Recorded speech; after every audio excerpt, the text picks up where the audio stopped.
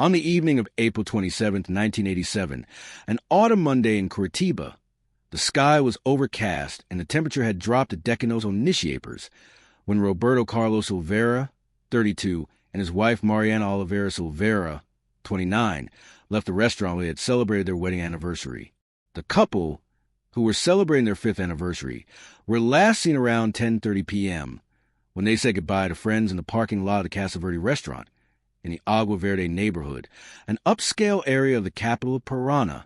Roberto, a civil engineer working for a local construction company, had just been promoted to project manager.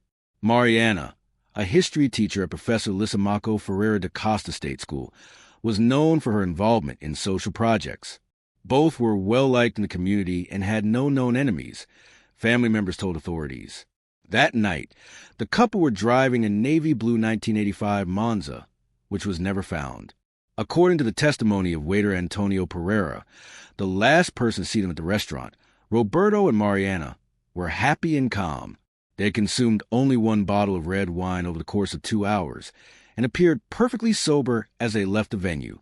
The couple's absence was only noticed the following morning, when Roberto failed to attend an important work meeting and Mariana failed to show up for her classes. Initially, colleagues and family believed the couple might have extended the celebration, perhaps with a surprise trip, something that wouldn't be entirely unusual for Roberto, known for spontaneous romantic gestures. However, when Carlos Eduardo Silveira, Roberto's brother, went to the couple's house in the Merces neighborhood, around 5 p.m. that day, he found the residence empty, with no signs of break-in or struggle. The bed was made, indicating that they had not slept there. On the kitchen table, there was still the mail from the previous day, which had not been opened. The couple's dog, a black Labrador named Thor, was in the backyard with food and water, but was visibly restless. It was as if they had evaporated into thin air. Carlos Eduardo told police, "My brother would never leave the dog alone for so long without telling someone. He treated that animal like a son." The formal missing person report was registered at 7:42 p.m. on April 28, 1987 at the Homicide and Personal Protection Department. Detective Sergio Meneses, responsible for the case, immediately began the search, given the unusual nature of the disappearance of a middle-class couple with no history of problems. The first 48 hours after the disappearance were marked by intense searches. Police teams searched hospitals, emergency rooms, and even the Forensic Institute, fearing that the couple may have been involved in a traffic accident. The highways leaving Curitiba were checked, but no accidents involving a blue Monza or people with the couple's characteristics were recorded. Was found. Friends and family organized search parties that distributed posters with photos of the couple around the city. Local media began covering the case, with coverage in the newspaper Gazeta do Povo and on TV Paranense, an affiliate of Read Globo. The anguish of Silveira and Oliveira families grew with each passing day without news. As authorities expanded the search perimeter to municipalities in the Curitiba metropolitan region, a theory began to gain traction: the possibility of a kidnapping. However, no ransom demand had been made. If you want to follow more cases like this, which shake up society as a whole and reveal hidden truths, subscribe to the channel so you don't miss any investigations. The first weeks of the investigation were marked by a profusion of clues that ended in dead ends. The police established a line of investigation that contemplated 3 main hypotheses: a crime of passion, a kidnapping without ransom demand, perhaps with a tragic end before the kidnappers could make contact, or the couple's voluntary escape for unknown reasons. In early May 1987, the first concrete clue emerged. A gas station attendant on BR-16, toward Santa Catarina, said she saw a couple with similar characteristics to Roberto and Mariana, filling up a blue Monza around Bunyur in the early hours of April 28th. The woman appeared tense, according to the testimony, while the man was silent and avoided eye contact. The woman went to the bathroom and looked like she had been crying. His eyes were red, said Josefa Santos, the gas station attendant, in an official statement. The man paid in cash, and they quickly left toward Santa Catarina. This information led the police to expand the search to the Santa Catarina coast and cities such as Joinville and Blumenau. However, After weeks of investigation, no other witnesses confirmed seeing the couple or the vehicle. In June 1987, a turnaround. The couple's bank statement, finally released by the courts, showed a withdrawal of 50,000 Brazilian reals RIS, equivalent to approximately 30,000 Brazilian reals in updated values, made on the morning of April 27th, hours before the disappearance. This discovery reinforced both the kidnapping theory and the possibility of a planned escape. Police Chief Sergio Menezes then decided to investigate the couple's financial and personal lives in more depth. It turned out that Roberto was involved in a large real estate project in downtown Curitiba, the Tiradentes Shopping Arcade, a venture that was facing legal and financial problems. Roberto seemed worried in the weeks before the disappearance, revealed João Ferreira, a co-worker at the construction company. He mentioned that he was facing pressure from investors and that he had discovered irregularities in the project, but never went into details. A new line of investigation began to emerge.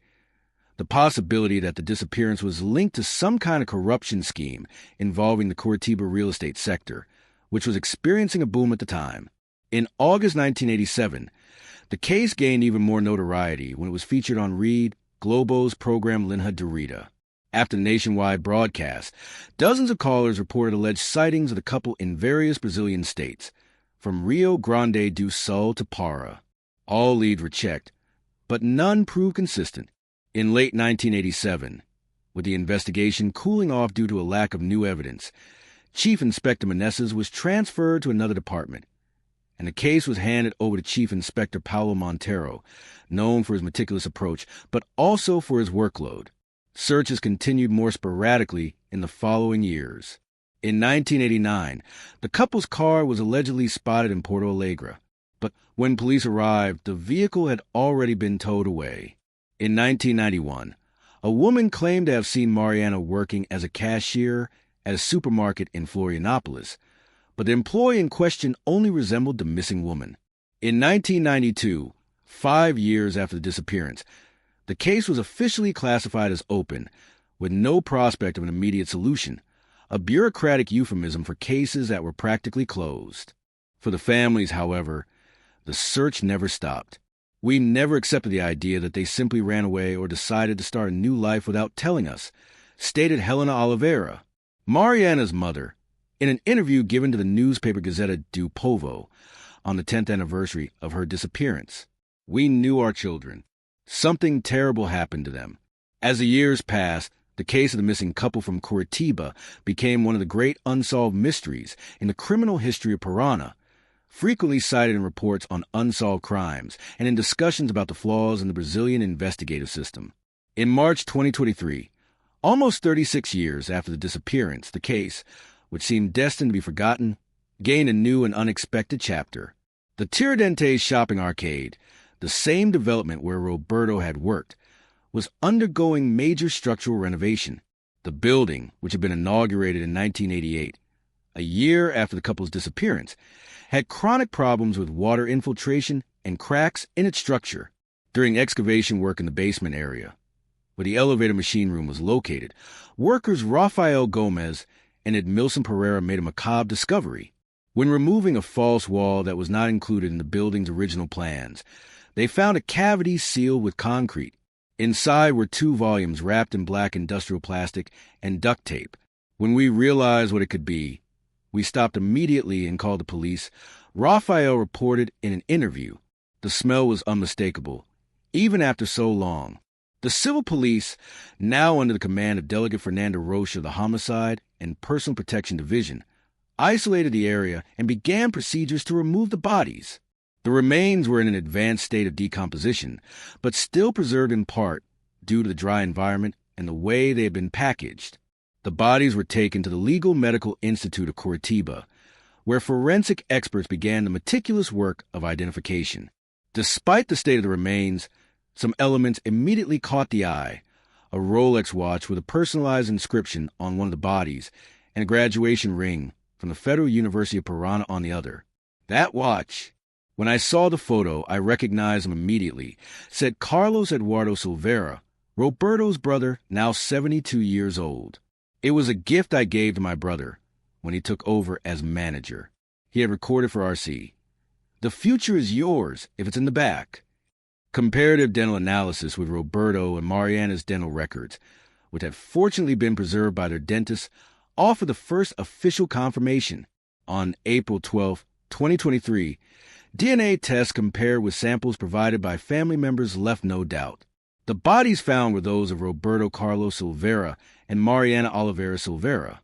The cause of death determined by forensic experts was asphyxiation by strangulation in both cases.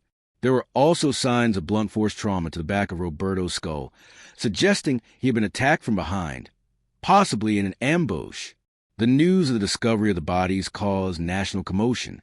The case, which had already been the subject of documentaries and podcasts about unsolved crimes, is back in the headlines. The investigation was reopened with full force, now with a new generation of researchers and technological resources that did not exist in 1987. One of the first steps was to revisit the original documentation of the Tiradentes Gallery project. It was discovered that the location where the bodies were found was not listed on the original plans approved by the city. It was a ghost space, created during construction and deliberately hidden from authorities and inspections. Even more significant was the discovery that the engineer responsible for certifying completion of the work in 1988 was Antonio Martins, who had taken over Roberto's position at the construction company after his disappearance. It's like all the pieces are starting to fall into place now, commented Delegate Rocha at a press conference. We have a crime scene, we have the victims, and now we're following the trail of money and power that appears to have motivated this crime. Leave a comment and never give up on the truth if you believe that all missing people deserve to be found. With the discovery of the bodies and the reopening of the investigation, detectives began to unravel a plot much more complex and sinister than initially imagined. Delegate Fernando Rocha's team delved into the construction company's old archives, city hall documents, and testimonies from people involved in the construction of the Tiradentes Gallery who were still alive. The first major breakthrough came with the location of Jorge Miralles, a former accountant for the construction company, now living in Balneario Camboriú. In his testimony, Miralles revealed that weeks before he disappeared, Roberto had discovered a scheme of overbilling and embezzlement of materials in the gallery's construction work. Roberto found duplicate invoices and payments to shell companies. We are talking about a diversion equivalent to millions of reais. In current values, reported Miralles. He came to me worried, saying he would confront the company's directors and possibly take the matter to the authorities. Investigators were able to access the construction company's bank records from that time and confirm the existence of suspicious transfers to offshore accounts in Panama. Several of these transfers were signed by Antonio Martins, who had replaced Roberto, and by Victor Damasceno, then the company's financial director. The next crucial step was locating and questioning former construction workers. Among them, Josias Pedrosa, who had worked as a foreman on construction of the gallery, provided the most compelling testimony. That night, I was urgently called to work. When I arrived, it was already past midnight. I saw Dr. Roberto's car parked there, that blue Monza. Martins and Damasceno were there with two other men I had never seen before. They told me to stand guard and not let anyone in. I heard screams coming from underground. I was scared and did what I was told. The next morning, they gave me an envelope with a lot of money and said that if I said anything, I would meet the same fate.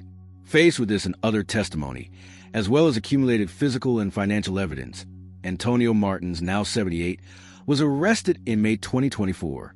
During interrogation, after hours of questioning, he finally broke down and confessed to the crime. According to Martins, Roberto was lured to a supposed emergency meeting at the gallery's construction site that night, after their wedding anniversary dinner. Mariana, who was with him, also ended up becoming a victim of the plan. Local, Roberto was confronted by Martins, Damasceno, and two security guards hired specifically to resolve the problem. Roberto threatened to expose the whole scheme. Millions would be lost, careers would be destroyed, Martins confessed. It wasn't supposed to kill anyone. The idea was to scare him, to force him to leave the country with his wife. But he fought back. He said he would go all the way. There was a fight. He was hit in the head. The wife screamed, tried to run away. Everything got out of control. After the murders, The bodies were wrapped in plastic and temporarily hidden. In the following days, while police searched for the couple, the false wall was built and the bodies walled up. The couple's Monza was dismantled in a clandestine workshop, and the parts sold separately.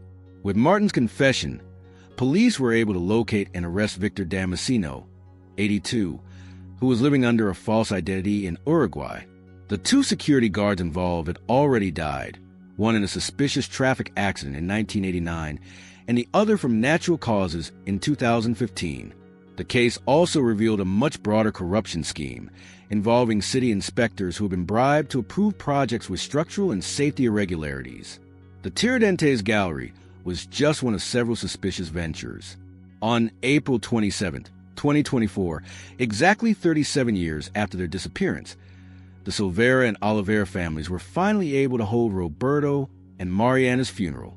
The ceremony held at Curitiba's municipal cemetery brought together family, friends, and dozens of people who followed the case over the decades. It's closure, but it's not the end of the pain, said Carlos Eduardo, Roberto's brother. At least now we know the truth and can say goodbye. For Helena Oliveira, Mariana's mother, who at 92 was finally able to bury her daughter, the moment was one of relief amidst eternal sadness. I spent 37 years wondering where my little girl was, if she was suffering, if she needed help. Now I know she is at peace. The Silveira couple's case went down in history as one of the longest crimes to be solved in Brazil, demonstrating that even after decades, the truth can emerge when least expected. Justice, although late, has finally arrived. Antonio Martins was sentenced to 36 years in prison for double-qualified homicide, concealment of a corpse, and act of corruption. Victor Damasceno, after extradition from Uruguay, awaits trial and may receive a similar sentence. Both, due to their advanced age, are serving their sentences under house arrest with electronic monitoring. The Tiradentes Gallery was permanently closed after the discovery of the bodies and, by court order, will be demolished. A memorial will be built at the site in honor of the couple and all victims of unsolved crimes in the country. This case reminds us of the importance of persistence in the search for truth and the need to never give up on finding answers, no matter how distant they may seem. For families of the missing, Roberto and Mariana's story brings hope that one day they will have the closure they so desperately seek. If you've watched this far, it's because you care about these cases that mark families forever. Leave a comment saying, "I watched this far so I can get to know you and know who really cares about the pursuit of truth." Don't forget to like this video and share it with your friends so that this story and so many others are not forgotten. The Silveira case, as it became known nationally, caused profound changes in the Brazilian investigative system and in the way disappearance cases are handled in the country. In December 2024, the National Congress approved the Roberto and Mariana Law, which establishes more rigorous procedures for investigating disappearances and creates a national database of missing persons with mandatory DNA collection from family members. One of the most significant aspects of this law is the determination that missing persons cases are never definitively archived, always remaining open to reopening if new evidence emerges. Furthermore, the legislation establishes the obligation to periodically review these cases every 5 years, using new technologies and investigative methods that may have emerged during this period. For Delegate Fernando Rocha, who led the final phase of the investigation, the case represents both a tragedy and a lesson. What we learned from the Silveira case is that the truth may be literally walled up, hidden for decades, but that doesn't mean it can't come to light. Our responsibility as investigators is to never give up, to never normalize the disappearance of people. The impact of the case also extended to the construction sector. An audit of major projects built by the same company between 1980 and 1990 revealed structural problems in at least 7 other buildings in Curitiba, leading to closures and emergency renovations. The human cost of corruption in the sector was evident not only in the murders of Roberto and Mariana, but also in a risk to which hundreds of people were exposed over decades in irregular constructions. The couple's story inspired a documentary series produced by a major streaming service, a book that became a national bestseller, and even an elective course in law and criminalistic schools on Brazilian codes. For the new generations of Silveira and Oliveira families, who grew up in the shadow of the mystery, the resolution brought a mixture of relief and renewed pain. Laura Silveira, Roberto's niece, who was only 6 years old when her uncle disappeared and now works as a lawyer specializing in human rights, founded the NGO Memoria y Justica, dedicated to helping families of the disappeared. My entire life has been shaped by the unexplained absence of my uncle and aunt, Laura shared. Seeing other families go to the same limbo, the same anguish of uncertainty, made me realize that we need to create better mechanisms to deal with disappearances in Brazil. A particularly moving aspect of the unfolding case was a reunion with Thor, the couple's dog, the Labrador, who had been adopted by Carlos Eduardo after the disappearance, lived until 1998. In a symbolic gesture, the animal's remains were exhumed from Carlos's backyard and buried alongside those of Roberto and Mariana, finally reuniting the family that had been brutally separated. The Tiradentes Gallery was finally demolished in September 2024, and the land was transformed into a public square called Memory Square.